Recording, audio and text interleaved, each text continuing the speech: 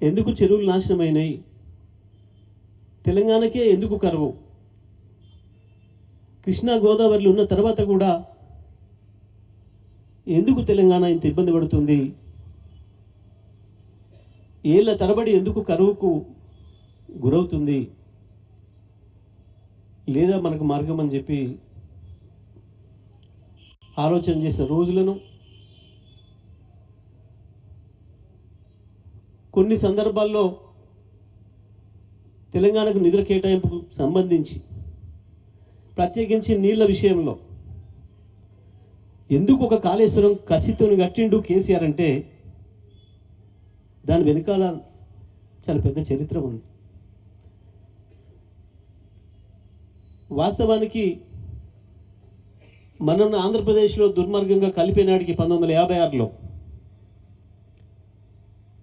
తెలంగాణలో చెరువులు, కుంటలు, వాగుల కింద సాగు భూమి 20 లక్షల ఎకరాలు. అప్పటికి ఆంధ్రప్రదేశ్లో అంత లేదు, ప్రపంచంలో భారతదేశంలో ఎక్కడ కూడా లేదు. మనకు మేజర్ ఇరిగేషనే అది ఆనాడు. కానీ సమైక్య ఆంధ్రప్రదేశ్లో కల్పేసిన ప్రాపానికి వాళ్ళకు చెరువులు లేవు, చెరువులకు అవకాశం లేదు కాబట్టి దాన్ని మైనర్ ఇరిగేషన్ అని చెప్పి, మైనర్ అంటే చిన్నది, తక్కువది అని, కాలువలు ప్రాజెక్టులే మేజర్ ఇరిగేషన్ అని చెప్పి ఆ పేరు మీద ఏ బడ్జెట్ వచ్చినా మేజర్ ఇరిగేషన్ అంటే చాలా పెద్దది కాబట్టి దానికి ఎక్కువ బడ్జెట్ ఇవ్వాలి, మైనర్ అంటే చిన్నది ఇంతదే కదా పనికి మాలింది అని చెప్పి దానికి తక్కువ బడ్జెట్ ఇవ్వాలి అని చెప్పి కేటాయిస్తున్న సందర్భంలో తను మాధవరెడ్డి గారిని కూడా కలుపుకొని పోయి చంద్రబాబు పైన యుద్ధం చేసి అసలు తెలంగాణలో మేజర్ ఇరిగేషనే చెరువులు, కుంటలు.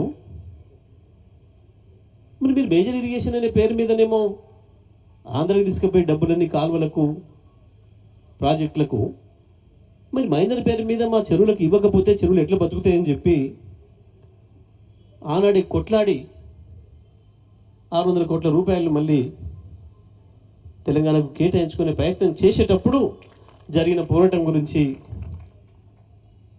అధికారులు ఆడిన డ్రామాల గురించి ప్రతి విషయాన్ని కూడా మాకు చెప్తుండేవారు.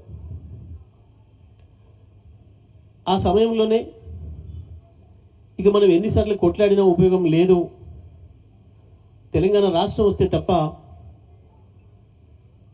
ఇక మనం ఇంట్లో ఉండి కొట్లాడలేము. ఒక పార్టీలో ఉన్నప్పుడు ఆ పార్టీ నిర్ణయాన్ని అమలు చేయాల్సి ఉంటుంది. మనం ఆ పార్టీ జెండా కప్పుకున్నప్పుడు పార్టీ నిర్ణయంతోనే మనం పోవాల్సి వస్తుంది. కానీ ఈ పార్టీలో ఇట్లనే ఉండి ఎంతకాలం ఉన్నా తెలంగాణ ప్రజలకు న్యాయం చేయలేం, సిద్దిపేట ప్రజలకు కూడా నీళ్ళు ఇవ్వలేను నేను,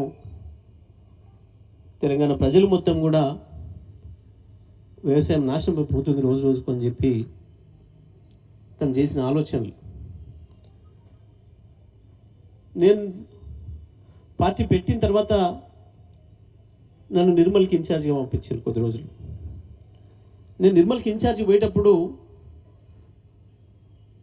మధ్యాహ్నం రేపు లంచ్ చేసినాక పోదు నువ్వు రమ్మని చెప్పాను. లంచ్కి పోయినా ఇద్దరం భోజనం చేస్తున్నాం. చేసినప్పుడు నాకు ఒక మాట చెప్పాను, జగదీష్ అక్కడ సత్యనారాయణ గౌడ్ అని ఒక ఆయన ఉంటారు, ఎక్స్ ఎంపీపీనో ఏదో ఉండే ఆయన, ఇప్పుడు ఉన్నాడా లేడా తెలుసుకొని పోయి కలువ ఆయన్ని, వీలైతే పార్టీలోకి రమ్మని చెప్పి ఆహ్వానించు. ఎందుకు అంటే నేను 1996లోనే ఆయనకు చెప్పిన తెలంగాణ రాష్ట్రం కావాలి మనకని, ఆయన సాక్షి. ఆయనతో పాటు మన జిల్లాకు సంబంధించి ఒక ప్రబుద్ధుడు కూడా ఉండే, ఆయన పేరు వాడుకుంటే ఇక్కడ మాట్లాడితే కొంచెం గలీజ్ అవుతుంది.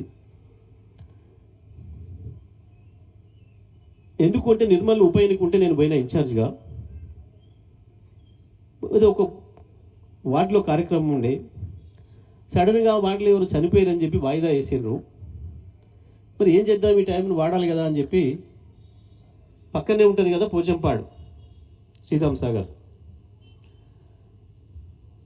కట్ట మీద పోయి చూసొద్దాం పండి కాసేపు అని చెప్పి ఈ సత్యనారాయణను ఇంకొక ఆయనను మీ జిల్లా ఎంట పెట్టుకోకపోయినా కట్ట మీద తిరుగుతున్నాం, సాయంకాలం అవుతుంది, ఒక 2-5 లైట్లు పడ్డాయి. ఆ పిల్లగాడు నన్ను చూసి, అన్న అబ్బాయి ఎంత పెద్దగా ఉంది ఇది, మాకు దగ్గర ఉంటుంది కానీ మేము ఎప్పుడు రాలేదు, ఎంత బాగుంది అన్నాడు. నేను ఒక మాట చెప్పిన, సత్యనారాయణ గిదేముంది, ఇక నాగార్జున సాగర్కు ఒక శ్రీశైలం మన ధవళేశ్వరంకో పోయి చూడు అవి ఎట్లుంటాయో. అవేమో వైష్ణవాలయాల్లాగా వెలిగిపోతుంటాయి, ఇదేమో శివాలయాలుగా పడవబడి ఉంది, కట్టెకాల్సిన రూపాయి పెట్టలేదు దీనికి అని నేను చెప్తే ఆ పిల్లగానికి ముందు అర్థం కాలే.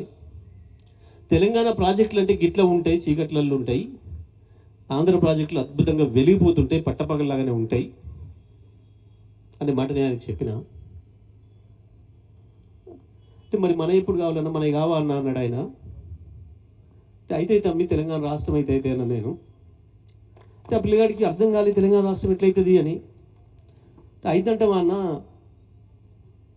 అన్నాడు. అయితే సత్యం, ఎందుకు కాదు, కొట్లాడితే అదే అవుతుంది అంటే మరి ఎవరు కొట్లాడతారు అన్నాడు. ఏమో చెప్పలేం, టైం కలిసి వస్తే నేనే కొట్లాడతానేమో అనే మాట 96లోనే చెప్పినా నేను సత్యంకి.